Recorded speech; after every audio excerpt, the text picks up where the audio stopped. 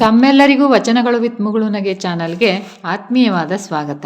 ಇಂದಿನ ವಿಡಿಯೋದಲ್ಲಿ ಮನಸ್ಸನ್ನು ಹಿಡಿತದಲ್ಲಿ ಇಟ್ಟುಕೊಳ್ಳುವುದು ಹೇಗೆ ಎಂಬುದರ ಬಗ್ಗೆ ರಮಣ ಮಹರ್ಷಿಯವರ ಅದ್ಭುತವಾದ ಮಾತುಗಳನ್ನು ಕೇಳೋಣ ಬನ್ನಿ. ಮನಸ್ಸಿನ ಹಿಡಿತಕ್ಕೆ ರಮಣ ಮಹರ್ಷಿಯವರ ಒಂದು ಸೂತ್ರಗಳು ತುಂಬ ಅದ್ಭುತವಾಗಿವೆ.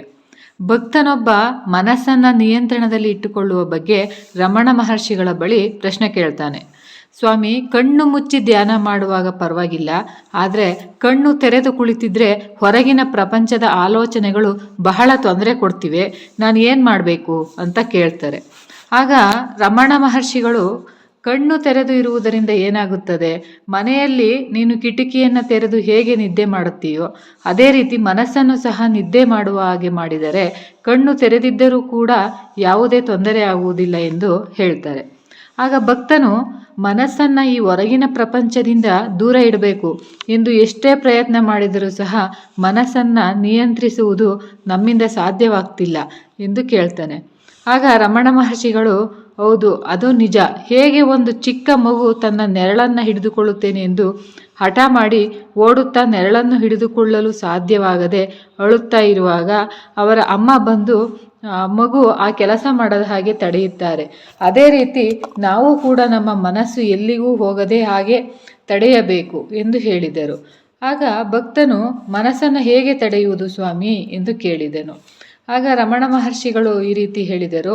ಸಂತೋಷ ಎನ್ನುವುದು ಯಾವಾಗಲೂ ಇರುತ್ತದೆ.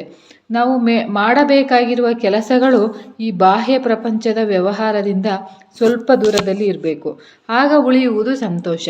ಸಂತೋಷ ಎನ್ನುವುದು ನಮ್ಮ ಸ್ವಭಾವ, ಅದಕ್ಕಾಗಿ ಹುಡುಕಬಾರದು ಎಂದು ಹೇಳಿದರು. ಆಗ ಭಕ್ತನು, ಅದೆಲ್ಲ ಸರಿ ಸ್ವಾಮಿ, ನಾವು ಎಷ್ಟೇ ಪ್ರಯತ್ನ ಮಾಡಿದರೂ ಕೂಡ ನಮ್ಮ ಮನಸ್ಸನ್ನು ನಿಯಂತ್ರಣದಲ್ಲಿ ಇಟ್ಟುಕೊಳ್ಳಲು ಸಾಧ್ಯವಾಗುತ್ತಿಲ್ಲ, ಏಕೆ ಅಂತ ಕೇಳ್ತಾರೆ. ನಾವು ಏನು ಮಾಡಬೇಕು ಅಂತ ಕೇಳ್ತಾರೆ. ಆಗ ರಮಣ ಮಹರ್ಷಿಗಳು ನಗುತ್ತಾ ತಮ್ಮ ಕೈ ಬೆರಳುಗಳನ್ನು ಕಣ್ಣಿನ ಬಳಿ ಇಟ್ಟು ನೋಡಿ, ಈ ಚಿಕ್ಕ ಬೆರಳು ನನ್ನ ಕಣ್ಣಿಗೆ ಅಡ್ಡಲಾಗಿದೆ, ನನ್ನ ಕಣ್ಣಿಗೆ ಪ್ರಪಂಚ ಕಾಣಿಸದ ಹಾಗೆ ಮಾಡ್ತಿದೆ. ಅದೇ ರೀತಿ ಪುಟ್ಟ ಮನಸ್ಸು ಈ ವಿಶ್ವದ ಜ್ಞಾನ ಸೃಷ್ಟಿಸಿ ಆತ್ಮಜ್ಞಾನಕ್ಕೆ ಅಡ್ಡಿ ಮಾಡ್ತಾ ಇದೆ ನೋಡಿ, ಅದು ಎಷ್ಟು ಶಕ್ತಿಶಾಲಿ ಇರಬಹುದು ಎಂದರು. ಅಂದರೆ ಮನಸ್ಸನ್ನು ಹಿಡಿತದಲ್ಲಿ ಇಟ್ಟುಕೊಳ್ಳುವುದು ಬಹಳ ಕಷ್ಟದ ಕೆಲಸ ಅಲ್ಲ, ಹಾಗೆಯೇ ಅದು ಸುಲಭದ ಕೆಲಸವೂ ಅಲ್ಲ. ಯಾವುದೇ ವ್ಯಕ್ತಿಯಾದರೂ ನಿರಂತರವಾಗಿ ಅಭ್ಯಾಸ ಮಾಡುವ ಮೂಲಕ ಇದನ್ನು ಸಾಧಿಸಬಹುದು. ಒಂದನ್ನು ನೆನಪಿಡಿ, ನಾವು ಮನಸ್ಸಿನಲ್ಲಿ ಯಾವುದರ ಬಗ್ಗೆ ಸದಾ ಯೋಚನೆ ಮಾಡ್ತೇವೋ ನಮ್ಮ ಮನಸ್ಸು ಆ ರೀತಿ ಟ್ಯೂನ್ ಆಗುತ್ತೆ. ಇದರ ಅರ್ಥ, ನೀವು ಒಳ್ಳೆಯದರ ಬಗ್ಗೆ ಯೋಚನೆಯನ್ನು ಮಾಡಿದ್ರೆ, ಏಳಿಗೆಯ ಬಗ್ಗೆ ಯೋಚಿಸಿದರೆ, ಸಕಾರಾತ್ಮಕ ವಿಚಾರಗಳ ಬಗ್ಗೆ ಯೋಚಿಸಿದರೆ ನಮ್ಮ ಮನಸ್ಸು ಅದಕ್ಕೆ ತಕ್ಕ ಹಾಗೆ ಕೆಲಸ ಮಾಡುತ್ತೆ. ಮನಸ್ಸಿನಲ್ಲಿ ಕೆಟ್ಟ ಯೋಚನೆಗಳು, ಕೆಟ್ಟ ವಿಚಾರಗಳು ಬರುವುದು ಸಹಜ, ಅದು ಪ್ರಕೃತಿದತ್ತವಾಗಿ ಬರುತ್ತೆ. ಆದರೆ ನಿಮ್ಮ ಸಕಾರಾತ್ಮಕ ಯೋಚನೆಗಳು ಎಷ್ಟರ ಮಟ್ಟಿಗೆ ಇರಬೇಕೆಂದರೆ, ಇಂತಹ ಬೇಡದಿದ್ದ ವಿಚಾರಗಳ ಕಡೆಗೆ ನೀವು ತಲೆ ಕೂಡ ಹಾಕಬಾರ್ದು.